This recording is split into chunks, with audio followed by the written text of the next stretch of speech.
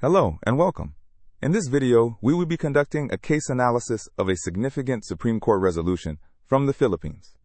The case is titled Pedrito M. Nipomoceno versus President Rodrigo R. Duterte and others, decided on May 11, 2021. By the end of this analysis, you will be able to, first, identify the key facts and background of the case. Second, understand the legal issues raised. Third, explain the Supreme Court's ruling and its rationale. And fourth, recognize the legal principles applied, specifically presidential immunity and the hierarchy of courts. Let's begin by setting the stage. First, let's look at the facts and background of the case.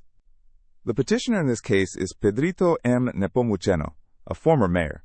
The respondents are President Rodrigo Duterte, Health Secretary Francisco Duque, the Interagency Task Force on Emerging Infectious Diseases, and General Carlito Galvez Jr., who was the chief implementer of the National Task Force against COVID-19. The case arose during the height of the COVID-19 pandemic in the Philippines. The petitioner filed a petition for a writ of mandamus.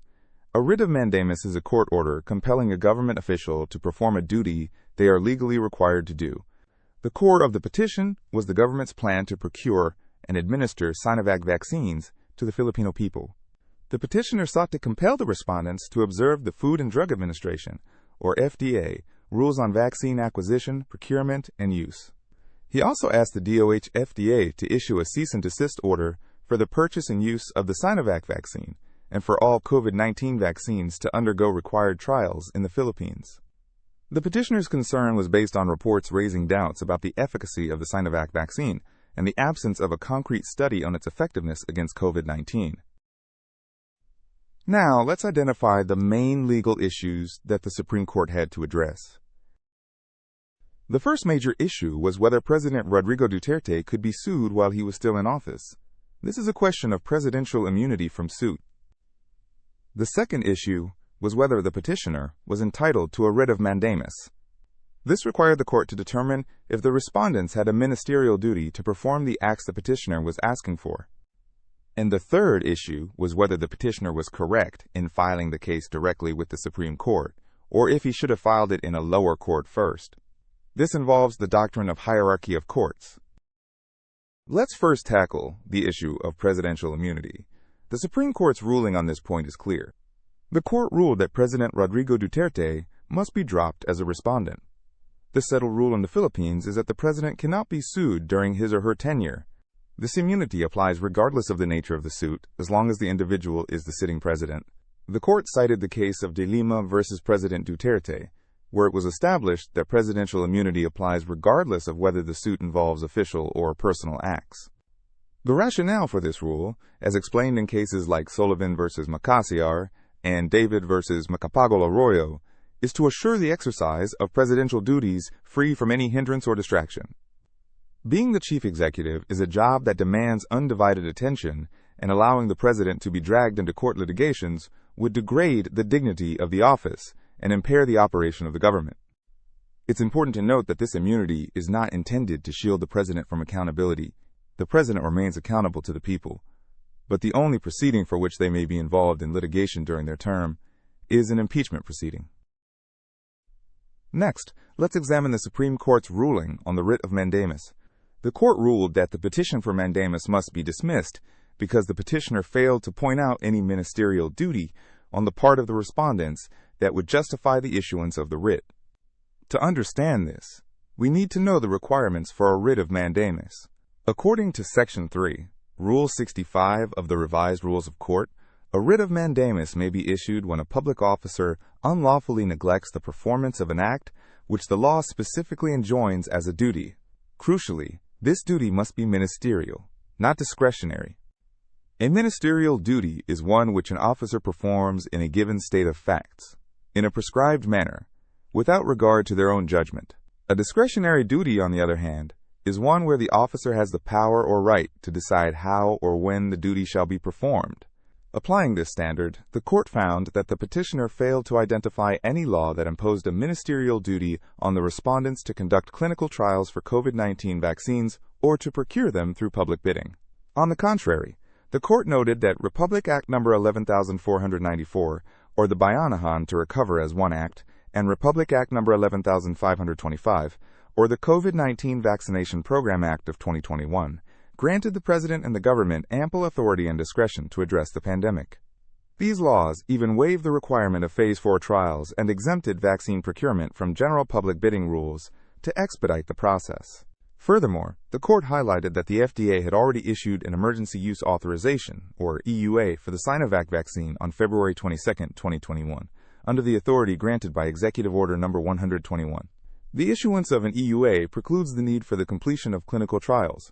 Therefore, since the acts sought to be compelled were discretionary and not ministerial, the petition for mandamus could not be granted.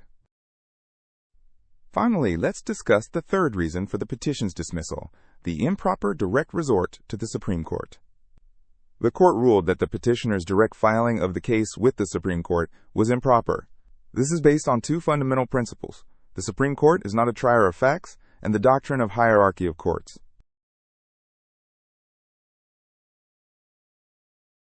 First, the Supreme Court is not a trier of facts. This means it does not receive evidence or make factual determinations. The petitioner's challenge to the efficacy of the Sinovac vaccine was a question of fact that would require the presentation and analysis of clinical trial results, which is beyond the scope of the Supreme Court's jurisdiction. Second, the doctrine of hierarchy of courts. While the Supreme Court has concurrent original jurisdiction with the Court of Appeals and regional trial courts over petitions for mandamus, this concurrence does not give litigants absolute freedom of choice. The doctrine requires that petitions for extraordinary writs be filed with the lowest-ranked court that has jurisdiction. The court cited the case of GeoSumar Inc. versus Department of Transportation and Communications, which explained the rationale for this doctrine. The doctrine is a constitutional imperative that recognizes the structure of the judicial system and ensures due process. It prevents the Supreme Court from being burdened with the task of dealing with causes in the first instance, allowing it to focus on its role as the final arbiter of laws. It also ensures that litigants have the opportunity to fully pursue or defend their causes of action by presenting evidence in a trial court.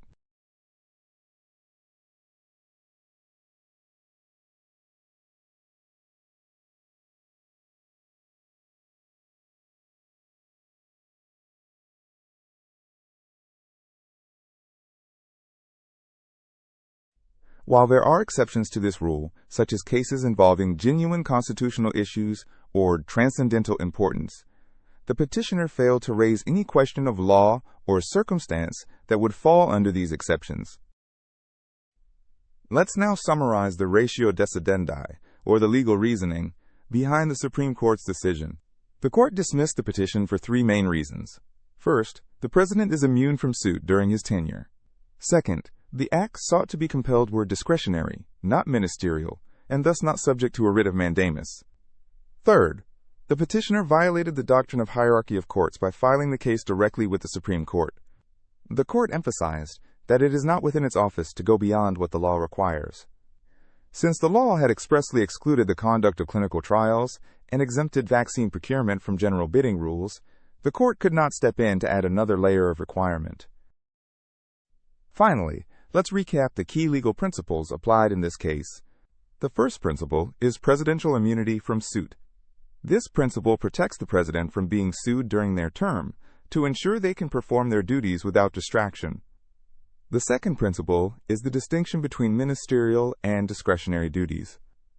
A writ of mandamus can only compel the performance of a ministerial duty, not a discretionary one.